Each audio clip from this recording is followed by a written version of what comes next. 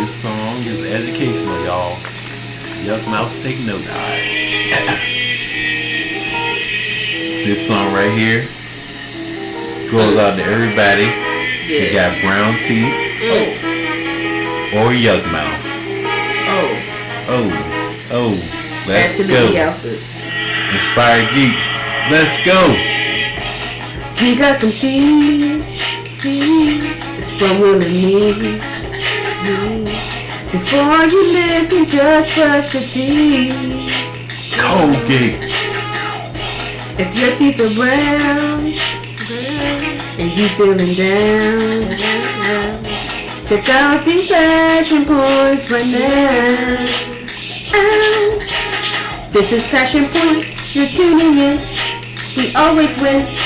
You heard it from Absolutely Office, Inspired Geeks. We're joining teams. You heard it first. You gotta stay tuned while you're in your room, fixing the crowd. Your bridges are burned, and now it's your turn to cry. Tell me a river. Tell me a river. Passion points. Crabby, Inspired Geeks. Passion points. Yeah, that's Passion points. fix the teeth. Yeah. Back at it. Hope you liked that intro. This is Trina, one half of Absolutely Alphas, and we are here today to bring you a Passion Point. I have my guest host, Will Ward. He has a wonderful podcast too. How you doing today, Will? I'm doing good. Thanks for having me on, Trina. Yes. I'm glad to be a part of your podcast. But you've been doing awesome. And as y'all know, we also collaborate a lot on Successful Runaways. And I do have a nerd podcast called Inspired Geeks Podcast. You can find that on YouTube, Spotify, and Apple Podcasts. All the same name, Inspired Geeks Podcast. It's a nice podcast. Yeah, 616. And that's a comic book reference if y'all comic book. Oh, I didn't know about that. Yeah. Okay. So we're here today. We want to discuss something that we're passionate about. One of the things that Will and I are both passionate about, I've known him for over 5 years, is film. We've done a numerous amount of comedy sketches. Like he said, Successful Runaways. You can find that on all platforms: Instagram, Facebook, YouTube. We do comedy sketches with those. We just wrapped our second 48-hour film project, Horror, and that group, which I love to death, is called Very Visionary. It's a great team. We do have a hypothetical question that we wanted to pose. Yes. So, because we heard about it through the grapevine from another team. Yeah. And I'm like, well, what would we do if we were in that situation? And, we want you guys to chime in as well. But before that, for all the Absolutely Alphas listeners that are listening, I'm considering doing a season 3 of maybe black crime in different cities in America. So I don't think there's a black crime podcast. I don't think there is either. I haven't seen any. What do you think it's a good idea? I think it's an absolutely great idea. You should do it. I think I'm gonna do it. I'm excited. So look out for that in January. In the meantime, I'll be bringing you guys these little passion points just as a filler. But we've been really, really busy filming and producing, and it's been a fantastic ride. Great team. Shout out to Mel. Shout out to Colin. Shout out to Vanessa. Glenn. Shout out to Glenn. Charlie. Sova Visuals. We appreciate you guys. And Brez. And Emmanuel Jarena. And Brez is legend. So I don't think he'll hear this. I might send it to him. I don't know. So, all right. What would you do if you were offered a location for a 48-hour film, and once you and your established team arrived at this location, everything changed. The time changed. The AD was a narcissist and kept interrupting you and talking down to everybody like they weren't aware of time when everybody involved had done a 48. That's the first question I'll pose. How would you feel about that? I would feel some kind of way. Like I said, like you mentioned, I've been doing film for quite a while, and I'm doing my graduate degree at Regent Online in film producing specifically, and I'll be done next year in the summer. Woo woo. Right.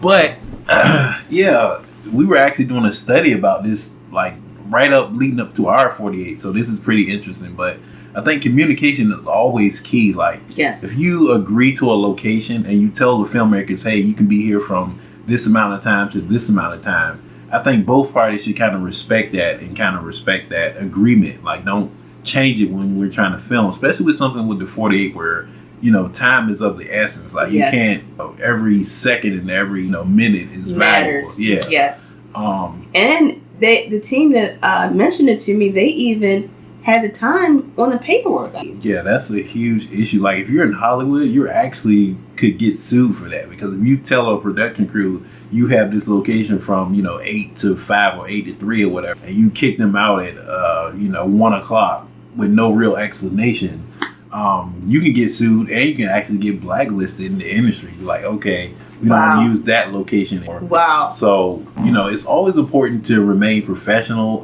Right. We understand, with the 48 things change, but still, you have to have some level of professionalism, and you can't, blame the filmmakers for wanting to take their time and create something that's high quality. Yeah, and that's another thing. I believe they mentioned that the video person, Yeah. the videographer, had over maybe $20,000 worth of equipment, and changing lenses for different scenes takes time, you know? Yeah. And he was constantly, from what I understand, being rushed. And, the director jumped in and said, hey, you're making people a little nervous. And then there was a breakdown, and then everybody was carousing around this person to make sure they were okay, which ultimately led to a waste of time. People had these surprise time changes. They lost like 3 hours total, from what I understand. 3 hours of shoot time is vital. Yes. And then there was a 5-hour gap, which wasn't supposed to be there, where they had to leave and come back because there was an event. And initially, they were supposed to be able to use the bottom half of the facility. That also changed. So, like, how would you...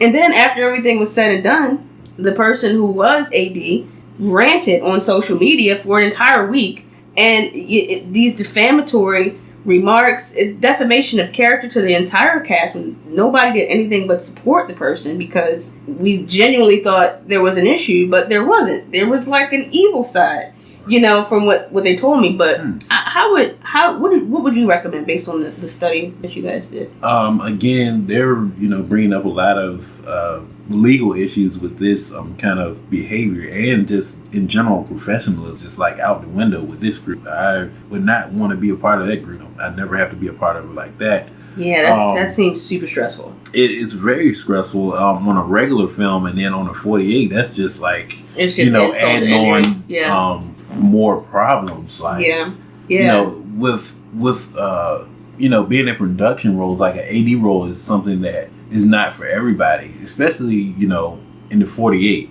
In film in general, in the arts in general, you have to have a thick skin, because people give you professional criticism. I've been yelled at on the set when I was first starting out. Yes. And I had to take it and say, okay, I had to look at myself and say, do I want to pursue this? If I do, I have to learn from these people and get better and move forward, and not, go ball up in the corner and cry all day about it. Right. You can't have a breakdown and it's like all the attention they said went to the AD constantly. And it's still, after everything was said and done, they still got blasted for it. So it was like, and then nothing could be done. Like, nobody could do anything about it, and they're just, just have to take it. Yeah. You know what I'm saying? Like, and nobody, the team that I'm referring to, they're a very classy, professional team.